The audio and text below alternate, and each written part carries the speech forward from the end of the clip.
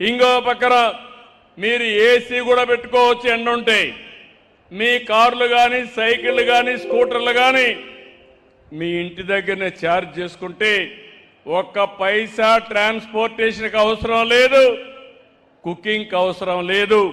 ఈ విషయం మీరు గుర్తుపెట్టుకోవాల్సిన అవసరం ఉంది. నేను ఆలోచించేది మొట్టమొదటి స్టేజీ ఓడిఎఫ్ ప్లస్కి వెళ్ళాలి. రెండోది నెట్ జీరో. పిల్లలు నాకంటే బాగా చెప్పారు.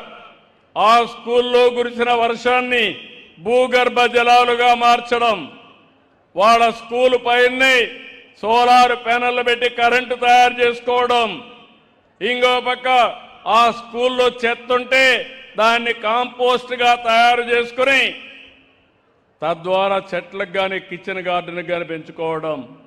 ఇప్పుడు చెట్లు పెట్టే కార్యక్రమం కూడా ప్రతి స్కూల్లో ఎక్కడ ప్లేస్ ఉంటే అక్కడ అరణ్యాలు తయారు చేయబోతున్నాం. అదే ఆ చిన్న పాప చాలా బ్రహ్మాండంగా చెప్పింది. మనస్ఫూర్తిగా అభినందనలు. నీకంతా కూడా ఆ పాపని నేను మనస్ఫూర్తిగా ఆశీర్వదిస్తున్నా. ఎంత 3వ తరగతి, చక్కని ఇంగ్లీషు, చక్కని భాష నాలెడ్జ్ కూడా. ఆ పాపకు సరిగా చదివిస్తే రేపు 20, 30, 15 సంవత్సరాల తర్వాత మీరు ఒక్కసారి ఊహించండి, ఆ పాప ఏదైనా చేసే శక్తి వస్తుందా లేదో ఒక్కసారి మీరు ఆలోచించుకోవాలి. ఎంత వాళ్ళల్లో పరిజ్ఞానం వచ్చిందంటే, ఒకప్పుడు ప్రైవేట్ స్కూల్కి పోయేవారు, ఇప్పుడు ప్రైవేట్ స్కూల్ నుంచి గవర్నమెంట్ స్కూల్కి వస్తున్నారు. అది ఈ ప్రభుత్వం యొక్క పనితనం. మనకేం తక్కువ ఉన్నాయండి మన స్కూళ్ళకి? ప్రైవేట్ స్కూళ్ళన్నీ రెంటెడ్ బిల్డింగ్లు, సరైన ప్రెమిసెస్ ఉండదు.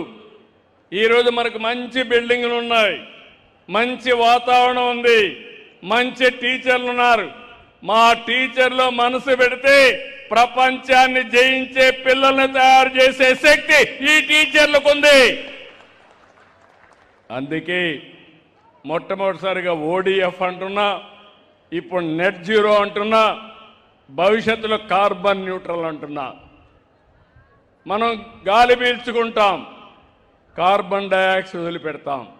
కార్బన్ డయాక్సైడ్ చెట్టు పీల్చుకుంటుంది, మళ్ళీ అది ఆక్సిజన్ వదిలిపెడుతుంది. ఇది ఒక సైకిల్. మనం పశువులు ఉంటాయి, పశువులు కూడా ఆక్సిజన్ పీల్చుకొని కార్బన్ డయాక్సైడ్ వదిలిపెడుతుంది. అంటే మనం గుర్తుపెట్టుకోవాల్సింది, మన ఆరోగ్యం, పశువుల ఆరోగ్యం అన్నీ బాగుండాలంటే ఆక్సిజన్ ఎక్కువ ఉండాల్సిన అవసరం ఉంది. అందుకే నేను కార్బన్ న్యూట్రల్ అంటున్నా. పొల్యూషన్ ఉంది, పొల్యూషన్ అనేక రకాలుగా వస్తుంది. కొంతమంది మీరు చూస్తే కొన్ని వాహనాలు వాడతారు, పాతవన్నీ. ఆ వాహనాల్లో ఎంత పొగ వస్తుందంటే ఆ పొగంతా వచ్చి అది కానీ మన దగ్గరికి వస్తే ఇంకా మనం ఆలోచించుకోవాల్సిన అవసరం ఉంది. అందుకే నేను ఆలోచించేది ఒకటి, ఈరోజు ఇంకొక పక్కన కూడా నేచురల్ ఫార్మింగ్ కూడా వెళ్ళాం. ఈ విషయం కూడా మీరు గుర్తుపెట్టుకోవాలి. ప్రకృతి సేద్యం భవిష్యత్తుకు ఇది ఒక పెద్ద మార్పు అవుతుంది. ఇలాంటివన్నీ కూడా మనం చూసినప్పుడు లైఫ్ స్టాక్లో మీరు చూడండి, మిథేన్ రిడక్షన్. మీరు ఎక్కడన్నా పశువులు వేసే పేడ చూస్తే అందులో నుంచి గ్యాస్ వస్తుంది. ఈ విషయం కూడా ఆ గ్యాస్ కానీ సరిగా ఉపయోగించుకుంటే బయోగ్యాస్ తయారవుతుంది. అంటే ఒక్కొక్క దానికి ఒకటి there is a science. Green cover రాష్ట్రంలో 50% ఉండాలని నా కోరిక. అప్పుడే ప్రతి ఒక్కరికి సస్టైనబిలిటీ ఎన్విరాన్మెంట్ ఉంటుంది. ఇలాంటి చాలా సమస్యలు ఉంటాయి. నేను ఈరోజు మీ అందరికీ చూస్తే గడిచిన 1.5 సంవత్సరంగా నేను ఈ కార్యక్రమానికి శ్రీకారం చుట్టాను. నేను ఒకటే మీ అందరికీ హామీ ఇస్తున్నా, ఇప్పటితో వదిలిపెట్టను. మీ అందరి ఆరోగ్యం బాగుండే వరకు, దేశంలో ఆంధ్రప్రదేశ్ నెంబర్ 1గా తయారు చేసే వరకు ఇలాంటి కార్యక్రమాలతో మీ ముందుకు వస్తానని మరొక్కసారి తెలియజేస్తున్నా. సంక్షేమం ఇచ్చాం, మీరు చూశారు. ప్రతి కుటుంబానికి 4-5 కార్యక్రమాలు వచ్చాయి. సూపర్ 6లో తల్లికి వందనం. ఎంతమంది పిల్లలుంటే అంతమంది పిల్లలకి తల్లికి వందనం కింద మీ అకౌంట్లో డబ్బులు వేసామా లేదా అని అడుగుతున్నా. ఇంకొక పక్క అన్నదాత సుఖీభవ, కేంద్రం రాష్ట్రం కలిసి 20,000 రూపాయలు మీ అకౌంట్లో వేస్తున్నాం. ఇంకో పక్క మీరు చూస్తే మొదటి తారీఖున పేదల సేవలో 4,000, 6,000, 10,000, 15,000 రూపాయలు ఇచ్చే ఏకైక ప్రభుత్వం ప్రపంచంలో ఆంధ్రప్రదేశ్ ప్రభుత్వం. మానవతా దృక్పథంతో పనిచేస్తున్నాం. 35,000 కోట్ల రూపాయలు సంవత్సరానికి ఇస్తున్నాం. ఇప్పటికే దగ్గర 70,000 కోట్ల రూపాయలు ఇచ్చాం. ఇంకో పక్క మా స్త్రీ శక్తి, మా ఆడబిడ్డలు ఎక్కడికి పోవాలన్నా దర్జాగా ఎవ్వరి దయా దాక్షిణాలు లేకుండా దేవుని దర్శనానికి వెళ్ళొచ్చు. ఇంట్లో వాళ్ళ కోపం ఉంటే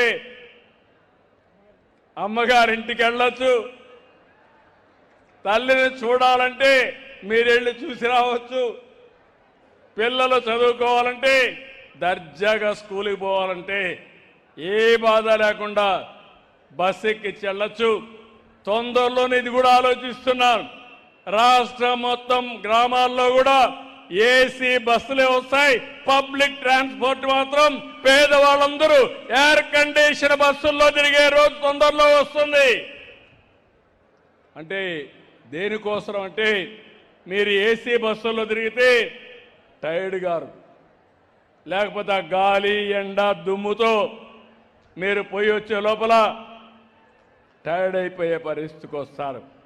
ఇలాంటివన్నీ కూడా చేసి నా ఆలోచన ఒకటి, ఆర్థిక అసమానతలు తగ్గించి అందరి జీవన ప్రమాణాలు పెంచాలనేది. ఒక కోటీశ్వరులు తయారు కావడం కాదు, పరిశ్రమలు పెట్టాలి, పారిశ్రామికవేత్తలు కావాలి. కానీ పేదవాడి జీవన ప్రమాణాలు పెరగాలి. అదే నిజమైన బెంచ్ మార్క్ అభివృద్ధికి. అందుకే నేను ఒక పక్క సంక్షేమ కార్యక్రమాలు ఇచ్చాం, ఇంకో పక్క డిపార్ట్మెంట్స్ అన్నిటికీ చెప్పి పేదవాళ్లకు అనుకూలమైన కార్యక్రమాలు. ఈరోజు డాక్రా సంఘాలు చూశారు, నేనే పెట్టాను. ఈరోజు డాక్రా సంఘాలు పోయిన సంవత్సరం 1,00,000 మంది పారిశ్రామికవేత్తలుగా ఎంఎస్ఎంఈలు పెట్టారు. ఈ సంవత్సరం 5 లక్షలు పెడతారు. రాబోయే సంవత్సరం ఇంకొక 5 లక్షలు. స్వయం అనే పేరుతో ఒక బ్రాండే పెట్టారు. మీరు ఉత్పత్తి చేసే వస్తువులు మీ ఊర్లో కాకుండా, మీ జిల్లాలోనే కాకుండా దేశం అంతా అమ్మే పరిస్థితి, ప్రపంచం అంతా అమ్మే పరిస్థితి తీసుకొస్తాం. ఇలాంటి అనేకమైన ఆలోచనలతో ముందుకు వచ్చినప్పుడు ఒక పక్క సంక్షేమం, ఇంకొక పక్క అభివృద్ధి. అన్ని గ్రామాల్లో సిమెంట్ రోడ్లు, అన్ని గ్రామాల్లో మీరు చూస్తే స్కూల్ బిల్డింగ్లు, అదే మరి ఓడిఎఫ్ నెట్ జీరో. ఇంకో పక్క మీరు చూస్తే వ్యవసాయం పైన ఎక్కువ శ్రద్ధ పెట్టాం. ఈ సంవత్సరం వర్షాలు తక్కువ ఉన్నాయి, కానీ దానికి కూడా ప్రకృతి సేద్యంతో బ్యాలెన్స్ చేస్తున్నాం. ఇవన్నీ చేస్తూ సుపరిపాలన. మీ దగ్గర ఒక ఫోన్ ఉంటే చాలు, ఎక్కడికి పోయే పని లేదు, ఎంఆర్ఓ దగ్గరికి అవసరం లేదు, కలెక్టర్ దగ్గరికి పోయే పని లేదు. మీరు మెసేజ్ పెడితే నేరుగా పని చేసి మీకు చెప్పే రోజు వస్తుంది. అదే ఈరోజు జవాబుదారీతనం అని చెప్పి కూడా నేను మీకు తెలియజేస్తున్నా. నేను ఒక్క విషయం మీకు చెప్పాలి, ఇవన్నీ కూడా చేస్తూ 2 ఏళ్లలో విధ్వంసమైన ఆర్థిక వ్యవస్థని మళ్ళీ దారిలో పెట్టాం. సంక్షేమాన్నిచ్చి 5 ఏళ్లు 19-24 సంక్షేమ కార్యక్రమాలు ఇస్తున్నా, బటన్ నొక్కుతున్నా. నేను రోడ్డు కూడా వేయనని చెప్పి మాట్లాడారు. నేను అది మాట్లాడడం లేదు. ఒక పక్క సంక్షేమాన్ని ఇస్తాం, 2 సంక్షేమాన్ని ఇస్తాం, 2 అభివృద్ధి చేస్తాం. ఆ యాంగిల్లోనే మీరు చూస్తే అప్పటికి ఇప్పటికి రోడ్లు మారాయా లేదా అని మిమ్మల్ని అడుగుతున్నా. మారాయంటే గట్టిగా చెప్పండి, కూడా చెప్పండి మారిందని. ఇంకా నేను చేయాలి, చేస్తా. ప్రతి రోడ్డు అంతర్జాతీయ ప్రమాణాలతో రావాలి. నేషనల్ హైవేస్ అన్నీ, స్టేట్ హైవేస్ కూడా ఆ స్థాయికి రావాలి. పంచాయతీరాజ్ రోడ్స్ కూడా వేసుకోవాలి. అందులో మనం వీక్గా ఉన్నాం, డబ్బులు కూడా తక్కువ ఉంది, దానికి కూడా కేటాయించడం కోసం ముందుకు పోతామని చెప్పి కూడా నేను మీకు తెలియజేస్తున్నా. ఇంకో పక్క ఇవన్నీ చేస్తా ఉంటే నేను పచ్చదనం, పరిశుభ్రత, స్వచ్ఛత, స్వర్ణ ఆంధ్రప్రదేశ్ అయితే ఇందులో రాజకీయ చెత్తను కూడా కడిగేయాల్సిన అవసరం ఉంది. నేను ఈ విషయం మీ అందరికీ చెప్తున్నాను.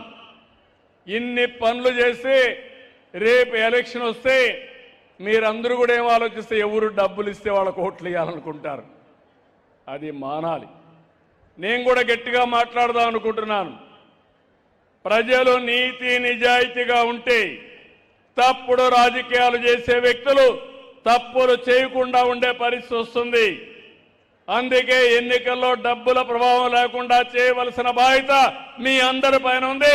అది చేస్తామన్న రోజునే ఈ రాష్ట్రం స్వర్ణ ఆంధ్రప్రదేశ్ అవుతుందని మరొక్కసారి విజ్ఞప్తి చేస్తున్నా.